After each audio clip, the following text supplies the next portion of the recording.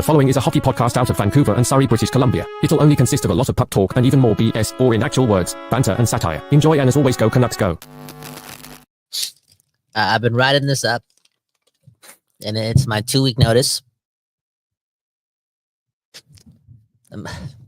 I might just quiet quit this week, to be honest, okay? The Canucks, they lose all hope.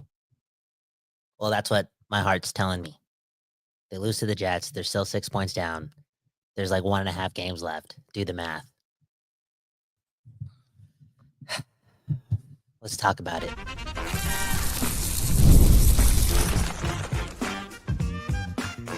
You're Locked On Canucks, your daily podcast on the Vancouver Canucks, part of the Locked On Podcast Network, your team every day. Welcome to another episode of Locked On Canucks. My name's Kyle Bound. This is the show that gives you your Canucks every day. Your Canucks, gutsy effort, right? But at the end of the day, they're still 6 points out of a playoff spot. After losing to the Jets 3-1. The Canucks needed a miracle. They needed Demko to not let in a horrible goal, even though it was scored by Kyle Connor, Trevor's favorite player. They needed so much to go right at the end of a road trip, playing the best team in hockey. And, it just didn't happen, man. It just didn't happen, man. And time's ticking. And I'm just being honest, yo. I'm starting to think about... I don't even want to go there yet, okay? Can we talk about the game? Can we talk about the most crucial moment in the game? A telling one, okay? I think Rick Tocchet may think it's over too, okay? Because what's he doing with 1 minute left in the game? An offensive zone faceoff down by 2 and not pulling your goalie. You just played the Columbus Blue Jackets. They scored 2 goals on you in 20 seconds. You played the St. Louis Blues. Right? At the start of this road trip, they scored 2 goals on you in 20 seconds. And yeah, emotional times. Right? Emotional times. You're down 3-1, team shorthanded, 5-on-4. You can make it a 5-on-5 if, again, you pull your goalie. Especially when you got an offensive zone faceoff, like, you don't give up. And maybe you're emotional and you're clocked out. Your heart's broken. But you got to hold it together. You're the head coach. And you always got to give this team a chance to win. Demko, looking at the bench with a minute left in the game, after, again, a whistle, and an offensive zone faceoff coming up for the Canucks. And he looks confused. Like, why am I not being pulled right now? I know this sucks, but you never know. You never know. The Canucks in the last, 10 days, played 2 teams who scored 2 goals on them in 20 seconds. And the Canucks at no point in this game looked like that offense could muster up 2 goals in 20 seconds. But again, you never know. And you clocked out, you checked out, you weren't paying attention.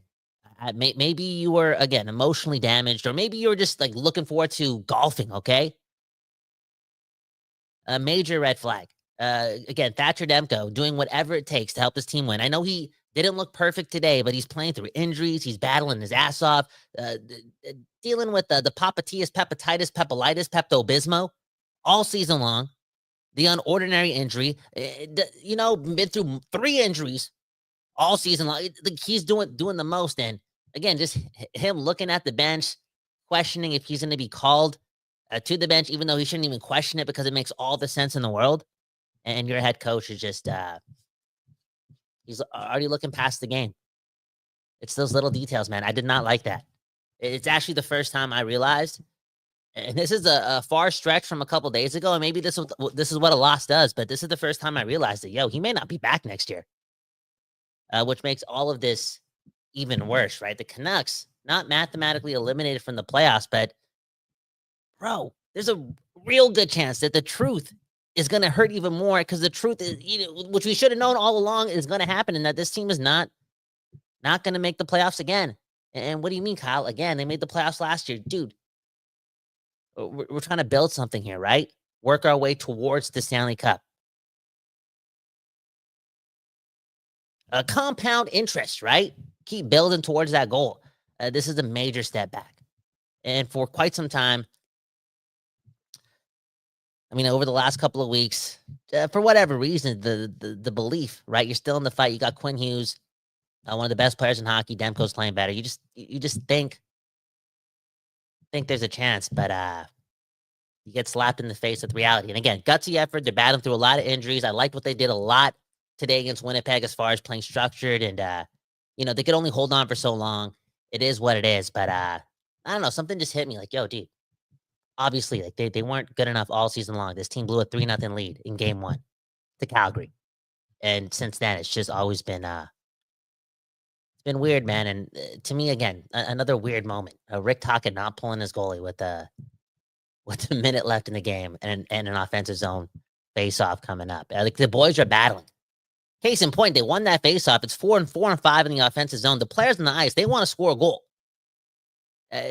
Only 4 Canucks in the offensive zone. They're generating chances. Like they were trying still. And I know you're gutted. You've lost hope, but not a good look from the head coach for checking out that early. Did not like that. You know what I'm saying? Just not liking that. Anyways, let's get to some comments. This one comes from Bobby Bluger saying, today was Black Sunday.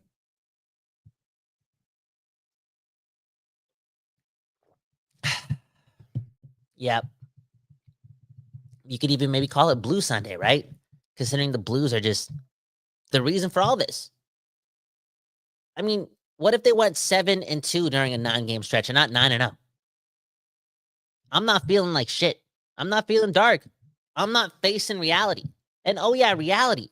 The Canucks. This is why this was so big. I think I wanted this team to make the playoffs so bad because I didn't want to face this reality. If it gets finalized and the Canucks don't make the playoffs, this will go down as one of the worst seasons in franchise history. Duh. Obviously. You can talk about all the big things, but you can also talk about what happened a month ago. This team had a couple UFAs. And for the better part, you look at that core, they've never been able to get the job done consistently. You're still a question mark to make the playoffs at the deadline. Doesn't good management understand that, you got to manage your assets? This isn't a good organization. Maybe Aquilini gets in the way. Probably.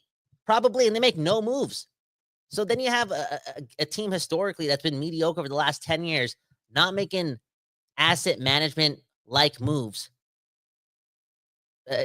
Obtaining more, just acquiring draft picks, prospects, doing your thing, providing some sort of surplus when you're still, at a spot where it's not good enough. Obviously, it's been not good enough for a decade, and you're there not trading any of your UFAs. What other team does that? Like you? Oh, nobody. And what's the only team that's played as much hockey as us, like 54, 55 years of hockey and not won a Stanley Cup? Is it the Buffalo Sabres? Well, congratulations, man. I guess it's in the blood. Next comment. Bob Luger saying this is Blue Ball Sunday. Wow, okay. Bob Luger did it, man. Blue Ball Sunday. Next comment. This one comes from DZ saying, I love you, Kyle. Stay stronger. Stay strong, brother. Sorry. And then he also saying, the Canucks have no centers. What did we really expect against the best team in the league? Look, they battled hard. I mean, you could make the argument that maybe they didn't deserve the victory, but like it was looking like they were going to get a point. Right? But you saw what happened in the third period. I mean, the best team in the league took over, obviously, against a wounded club. And yeah, you could say obviously. But what it also did was this. It left us 6 points behind with 8 games left. And yeah, I know St. Louis has 7 games left. We have game in hand on St. Louis. And yeah, Minnesota is struggling. But are they going to go 0-7 or 1-6 or 2-5? Are the Canucks gonna go 6-2 while they're still injured, still battered and bruised. Like where's Pettersson? Where's Pettersson? He's hurt, but what's the what's the what's the verdict on that? Like, is he coming back this week? I don't know. This is gonna take a miracle. And again, I just want to preface, I'm proud of the effort. I really am. Gutsy. Dude, they brought hope back into the city and some of us, and and it was a fun road trip. I loved watching meaningful hockey in March. This is all you can ask for, but I don't know. For some reason, when we lost that game, just the math that started either not making sense or making a lot of sense. You know what I'm saying? So yeah, the Canucks need a miracle. Maybe I wake up tomorrow feeling like I can get one, but today, as Bob Bluger is saying, Blue Ball Sunday. I feel like I'm gonna have to face the truth very, very soon, and not live in delusion. I like living in delusion in March. It's fun, right? You think about all the hopeful things, and today, I was doing math all day in my head. That's the type of fan I am. Haven't been able to concentrate all day because this was do or die like territory. St. Louis just not losing. The Oilers and the Flames, they played a 3-point game yesterday. Like, I'm doing all the math in the world. Yeah, I know Minnesota lost, but just after losing the way we did against the Rangers and then blowing a 3-0 lead to Columbus, like, yeah, this one literally felt like a do or die. And we lost, and I felt like I died today, okay? Or my hope. Next comment.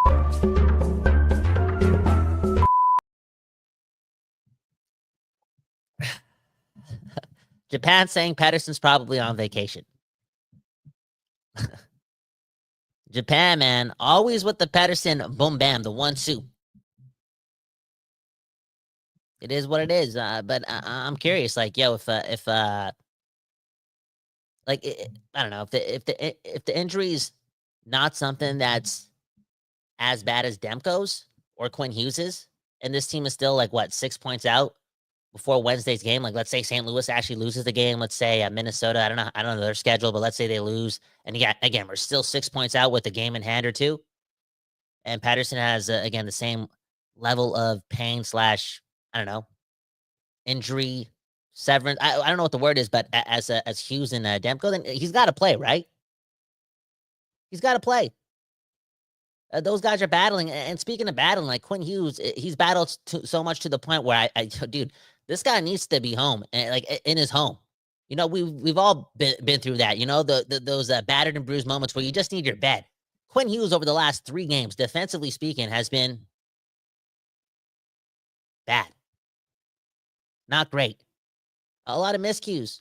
Even today offensively, just bobbling the puck. It is what it is, right? This guy's been playing 47 minutes a game. He's fatigued. He's not 100%. And yeah, he's fatigued. Guy needs some rest. All in all, though, this team, if they're going to pull a miracle, they need all their best players pulling the weight. And yeah, I wonder if Pettersson does play. Ricky D saying, trade some hockey pucks for EP4. Come on. Come on. Pettersson didn't even play today, okay? But again, it is Blue Ball Sunday, right? We feel it hurt, man. I'm hurt, baby. I'm hurt. Last year we got teased. That's what it feels like. It feels like we just got, oh, man, like, here's playoff hockey, Vancouver. Here's feeling like yourself again. Oh, the city smells the same finally for the first time in like a decade. And it's like, oh, this is my people. Like, my neighbors, we're all together. We're dabbing up. And there's so much love. There's hope in there, right? And you just want to experience that type of Vancouver culture yearly, And yeah, obviously we want to win, but we want to experience that. And dude, we got teased, bro. We got teased, man. And I'm hurt. I'm heartbroken, man. I'm getting older, yo. 31 and a half years old, soon to be 32. I'm starting to do the math myself, okay? Not with the standings, but with life. I'm asking myself that question, yo. Am I gonna ever see a Stanley Cup? Okay. Next question.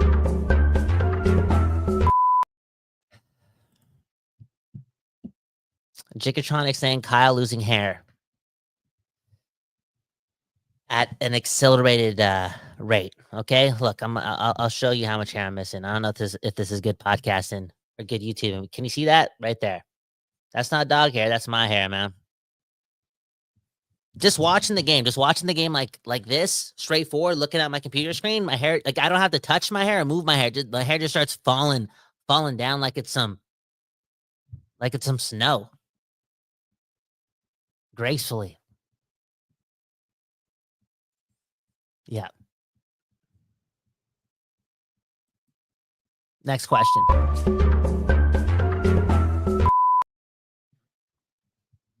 Okay, Callum saying, I liked the Pedersons that played hockey today. Yeah, Marcus Pedersen played really strong, and DP played good too. Like I'm proud. Like again, Winnipeg had I feel as if they were the better team today, but the Canucks made it hard for them, and they're still dressing and playing DPD a lot. It's good experience for him. It's again, like you want to talk about the wins of the season if we have to go there. I'm telling you, DPD is a big win. Like that's dramatic, okay? Especially for a team that doesn't have a lot of assets. Like if they want to fill up some gaps, like they have some depth in their blue line pool. And I know nobody wants to see those types of trades be made because we're trying to appreciate what Mancini, DPD, and Willander can be. But again, the DPD thing happening this quick, like a 3rd round pick transitioning to this so quick, like it makes everything a little bit different, okay? Now they're looking at this a whole lot different. Like there's surplus there, okay? Anyways, let's get to a commercial break and then read some more of your comments on Blue Sunday. I know we usually break down the game. I don't know what I want to do today. I just want to get it out of my system, okay? Anyways, let's shout out FanDuel and talk more about Blue Sunday here on Locked On Canucks.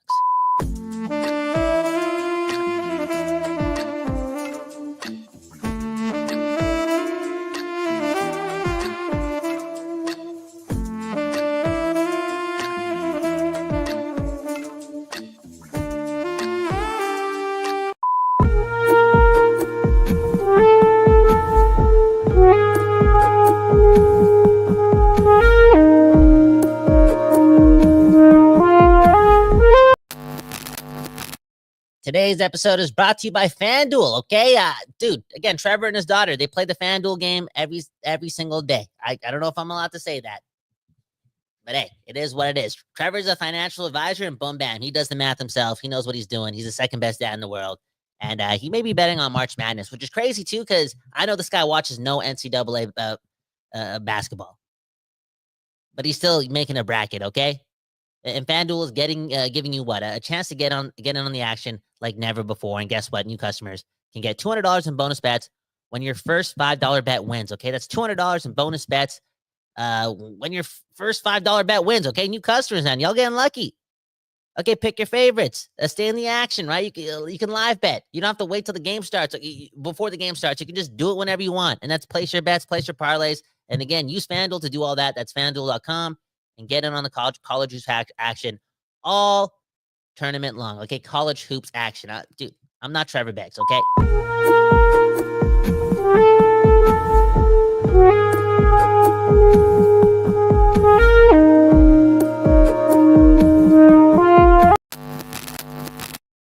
Okay, we back doing this, and that's talking about your Vancouver Canucks. You know what? You don't even have to hit the like button today. This is a sad episode, man. You don't even, honestly. Do the Canucks even deserve it after this season? What a year, man. I'm surprised. No, aren't all the listeners balding this year?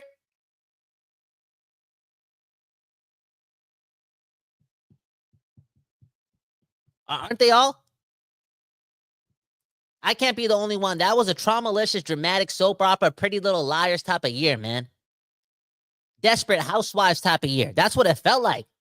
Like I was watching Survivor. And now, what was going on this season? And I know we still got games left and there's still a chance. Maybe this is a little early, but again, this ain't the media. This ain't the report. This is emotional. Welcome to Locked On Canucks, okay? I'm not lighting no incense for this episode. But I'll read your comments, okay? Now, what do we got here? NGK saying that we shouldn't have gone 5-13 in overtime. Is that the truth? Dude, yeah, we shouldn't have gone 5-13 in overtime. But you know what? Good teams win games. Maybe we weren't that good at winning. And you can make so many theories or theoretical equations about this team or questions about this team, right? What if Demko was healthy all season long? Like, this team's in a playoff spot. I'll go to my grave saying this: if Quinn Hughes didn't miss one game this year and battle through injuries, the way that guy was moving, the Canucks, again, they're making the playoffs.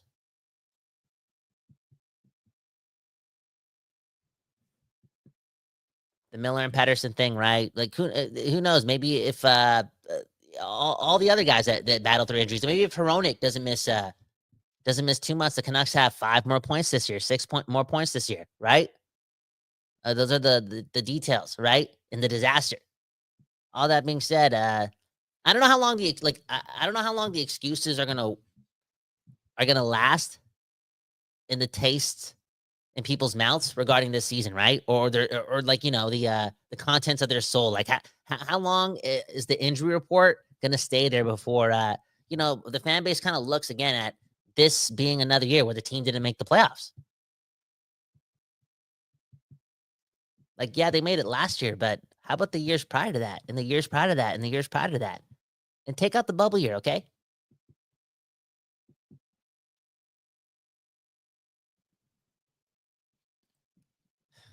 We're in a dark place, man. Next comment. James saying, anyone else remember when this channel was praising the Vinny D signing as the last piece needed to make a run? I don't know what the puck you're talking about, but yeah. As Green says, nobody ever saw Vinny as the missing piece. Yeah, I critiqued that signing, but what I also did was I hoped that he would be better than Darnell Nurse. That was like the bare minimum. Like, can you please be better than Darnell Nurse? And obviously I was wrong there. And from I don't know, the stats, the microdata, the analysts, the people, right? Darnell Nurse actually bounced back this season, okay, and proved a lot of people wrong. All in all, man, Vinny D, Danton Heinen, some mistakes, but not the reason, okay, not the biggest reason. The Pedersen Miller thing, man, oh man, the inability to block out the noise, and also the Demko injury and the Quinn Hughes injury, just too much for this team that was already dealing with a lot. Now, I will say this: isn't it crazy how we spent money on Vinny D and Danton Heinen and boom bam, but we were close to spending money on Elias Lindholm, right? And dude, I'll go to the grave for that. Like, it's on the internet. I'm not gonna lie to you. I wanted this team to sign Elias Lindholm. Okay, the Oilers don't like him. He played good in the playoffs. I want it to be deep down the middle. Boom, bam. I was like, dude, sign this guy. Give this guy that paper. And he's probably been the worst contract that was signed last year. Right? That's how bad he's been. And dude, look at Pius Suter. If the Canucks were willing to spend 7 on Lindholm, I feel like this team was going to spend 4.5 on Pius Suter, who again was really good today. Moving his feet, drawing penalties, just eager, focused. They scored another goal, hit a crossbar. Pius Suter, man. Well, what is that, 43 points? Is it 22 or 23 goals? Just doing it. Pius Suter, getting the cosign from head coach Rick Tocchet, right? Talking about how this guy's always in the gym, trying to get better. Then you start doing the math. It's like, okay, is this a UFO year? Or is this just Suter, taking the next step in his career?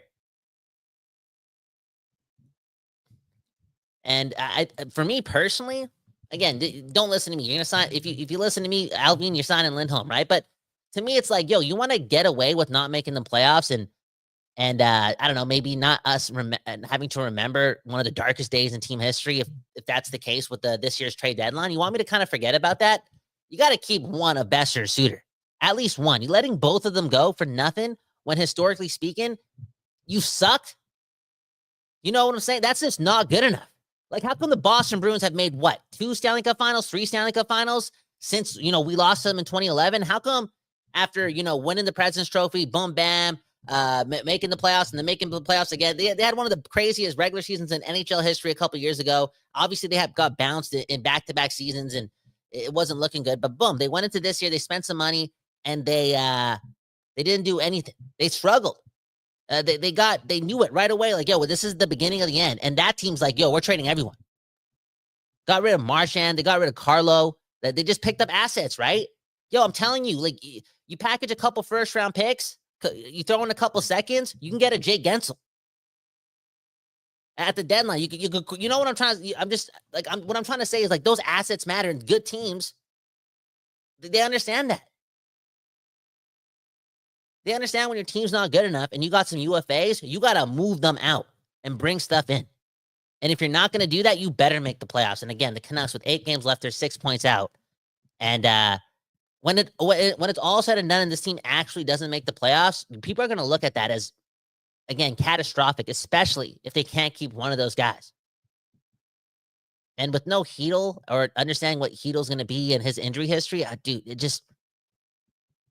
Do the Canucks want to go into next season having to, like, look for their second and third line centers? And yeah, I like Atu Ratu, but slow down, you know? You got Quinn Hughes on this team.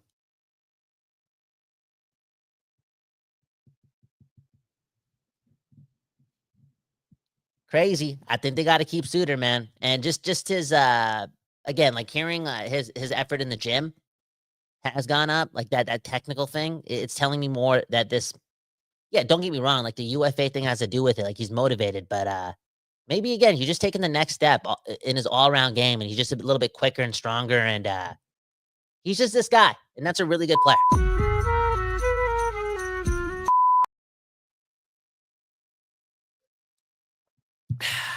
Cito's saying, I'm optimistic Hedl will rebound. I hope so, man. He seems like a good dude, a really good teammate. That's why, you know, everyone in New York wants to see him succeed. He just gives positive energy. And he's a good player. I just want to see this guy get a long run of being healthy, playing with some, you know, line mates that give him chemistry and some ice time.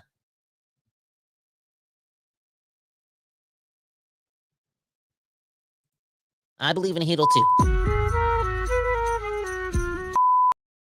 And Gigatronic, man, what was the purpose of accumulating all that cap space? Again, the Canucks did a lot of that all season long, and what happened? Aquilini saved money. Aquilini, man, if it comes out that you got in the way of Alvin trading Besser or Suter because you want to make a late push for a playoff run, and we don't end up making the playoffs, you got to sell the team, man. I always say this, man. It's not... I get it. You know, congratulations. You're a successful businessman, right? Boom, bam, you did it. Made a lot of bank. And now you have all these toys. Cool. And it's your thing, and it's your thing, and it's your thing. And yeah. The Canucks are yours. But Vancouver isn't. And what are the Canucks called? They're called the Vancouver Canucks. So you can't be making decisions based on your wallet. Because, I know business, and this is best for... Dude, what's best for Vancouver?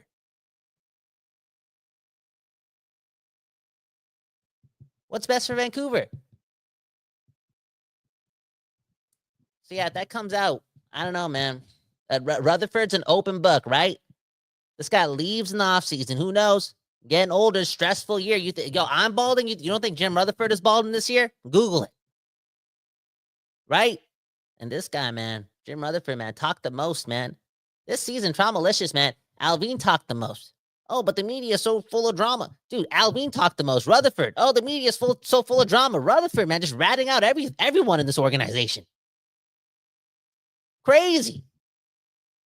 Dropping a memoir halfway through the year just about his time in Vancouver. Like, whoa. Come on, man. Next comment. Nothing is perfect is saying you've already given up on the Canucks. What the F? Okay, look. Okay, I failed math 10, okay? I'm just doing it. 6 points out. We got 8 games left. St. Louis has 7. There's 6 points ahead of us. I think Minnesota has 8 games left as well. I don't know. I don't know. Like, I'm just hurt right now, okay? I'm just hurt. I'm emotional. I'm like, dude, we need to win every game. That's what it felt like. I've been saying that for weeks. And I wish I could be as optimistic as you right now. Maybe I'll wake up tomorrow feeling that. I don't know. To be honest, I'm probably taking the week off of Locked On Canucks too. I already messaged Trevor, okay? Maybe I'll be back if St. Louis loses on Tuesday and they lose another game this week and the Canucks. So I don't know. I just need some help right here, okay? And I'm writing a children's book. So I got things to do, and I don't want to talk about the offseason so much, okay? We've already done that a lot today. It's only... Where am I going with this? I'm emotional, man. I'm sad. Okay.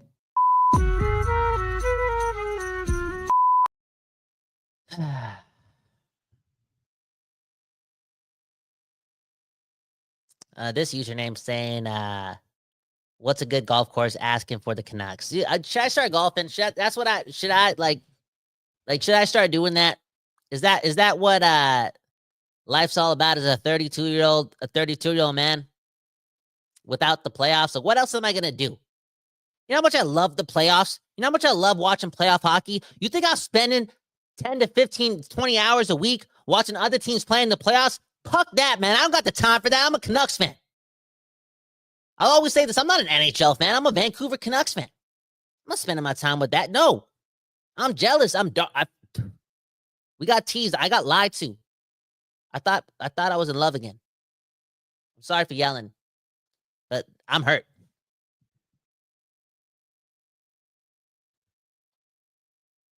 And I'm sorry. Nothing is perfect. It's saying, bro, I came here to feel better, but I get it.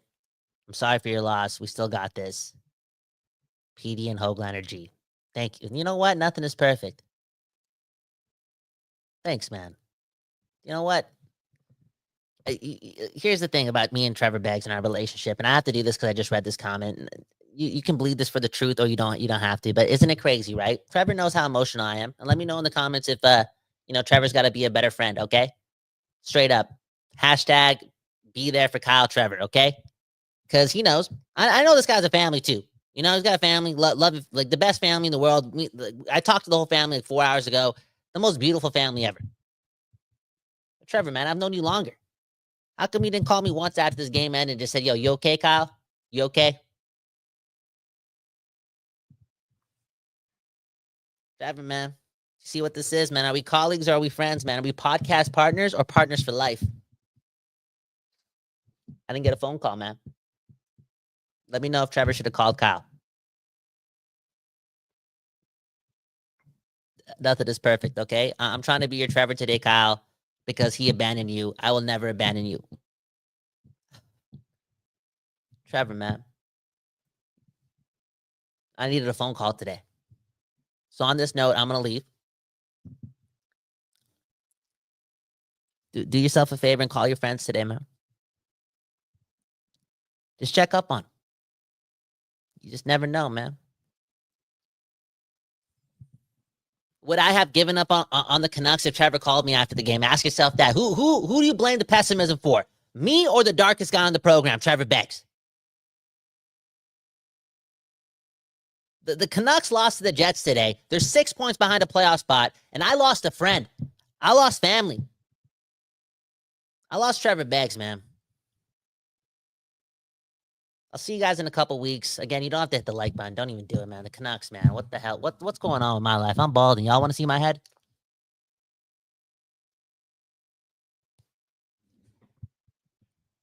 Why? Come on, man. Aquilini, man. You gonna pay for my hair transplant? You still owe me $27 too. You guys charged me twice for 2 beers. When am I getting that $27 back? I don't want to tell the people, but now I'm mad. And I'm balding. Locked on Canucks. One left of the Don't Doze Our Lab. Peace out.